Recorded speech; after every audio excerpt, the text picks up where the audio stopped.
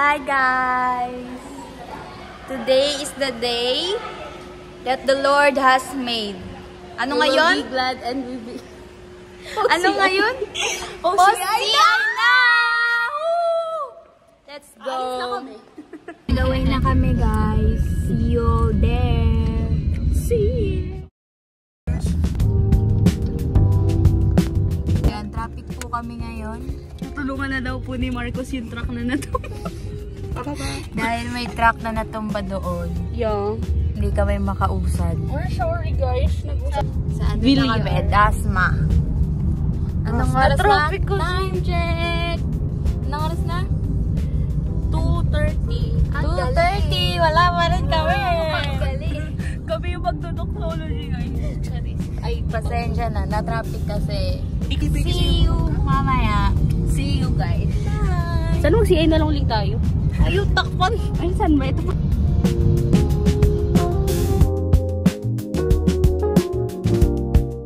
Hey, nandito na kami. Oh!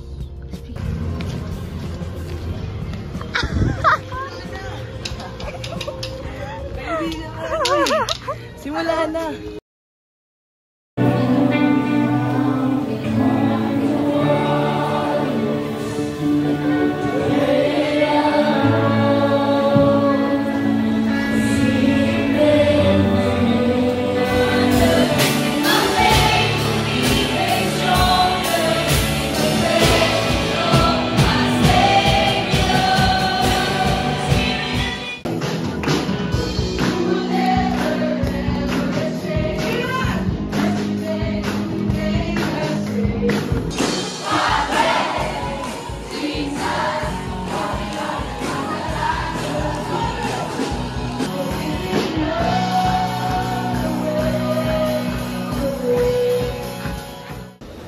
Bilang mga kapatid dito sa ating Northeast Community, sabay-sabay tayo maglingkod. Minsan, tinatanggal ng Diyos yung ilang bagay sa buhay natin. Hindi para mahirapan tayo, kundi para palakasin ang ating pananampalataya.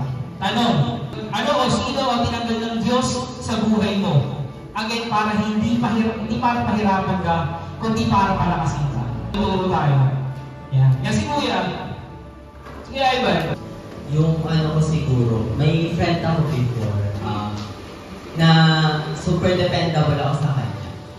Tapos to the point na parang gusto ko siya lagi kasama or parang jokoy.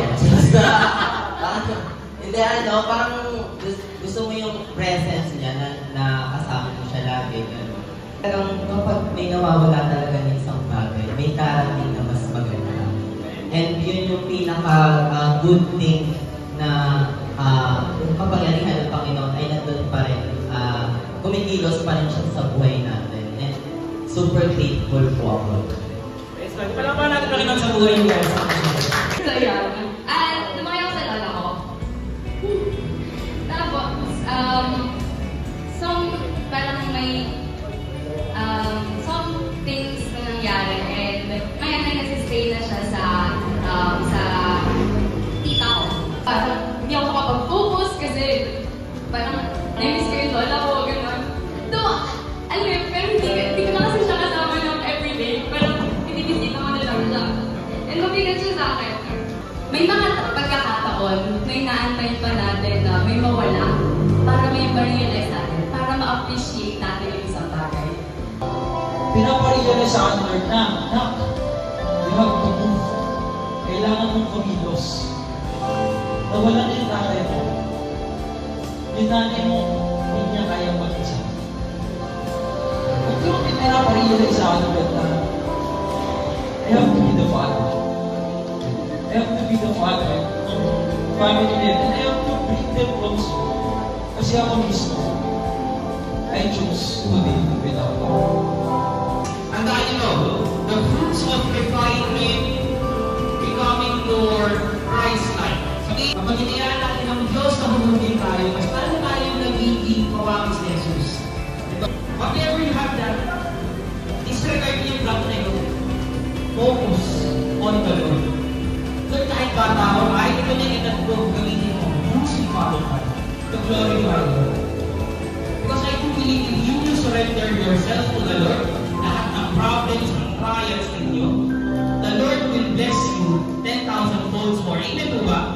And I want to challenge you right now. Let yourself be on fire with the Lord.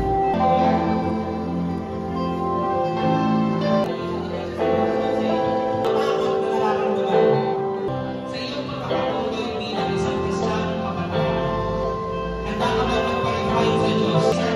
Handa ka ba tumahan sa apoy? Pagkakalisay ng Lord. And surrender your heart. Place out of God and become church. No place out of God and me. No place out of God and me.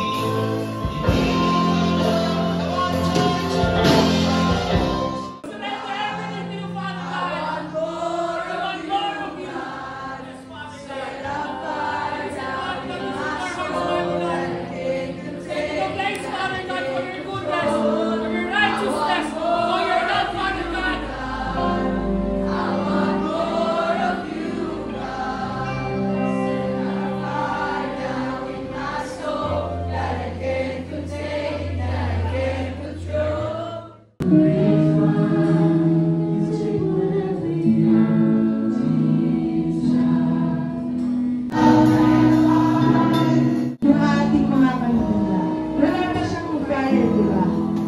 So, itong mga hawak yung kandila ay nagsisilbing hamon upang magpatuloy kung ano man ang pananampalataya na meron kayo ngayon.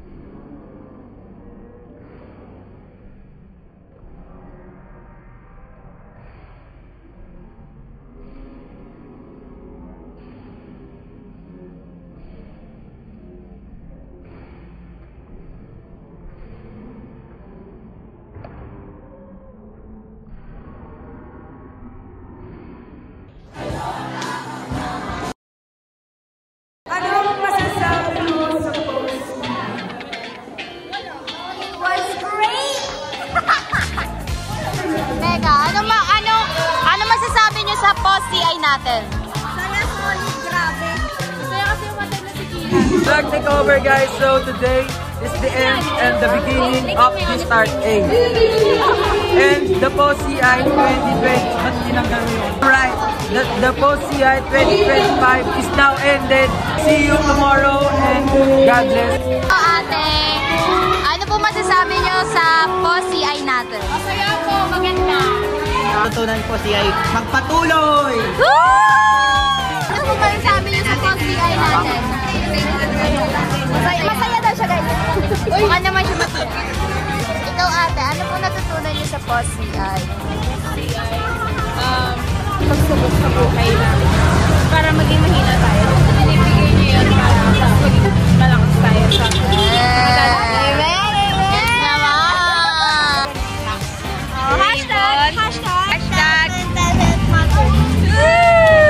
Ano po natutunan niyo sa POCI natin? Gusto ko yung we are not here to listen.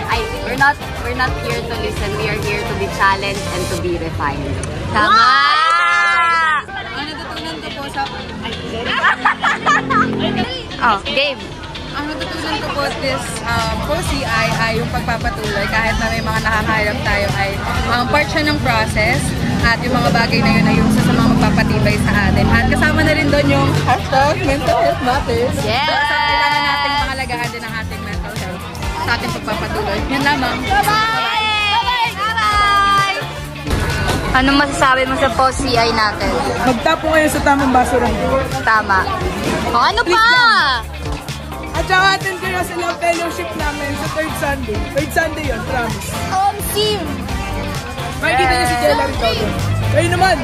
Hey, Jake! Say hi to our vlog! Hi, vlog. Ano po masasabi sa Ano po masasabi niyo sa POCI natin? Sobrang saya. Hindi ka saya? Sobrang saya. Kahit kahit sabihin natin sobrang maliit yung venue, pero hindi naging hadlang para nagpuri sa Panginoon. Yes. Una akala natin konti lang, pero ang dami natin! Grabe!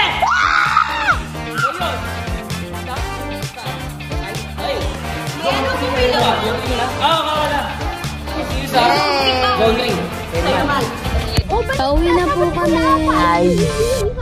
At ako ay... Kasya na lang po namin ang aming sarili dito. So, sobrang thank you sa lahat ng mga dumalo dyan ngayong POCI with the team Pagpapatuloy. See you sa ating Love Fellowship sa February. Annual na #Mental Health Matters. Kaya punta din kayo doon. #Mental Health Matters. See you all there.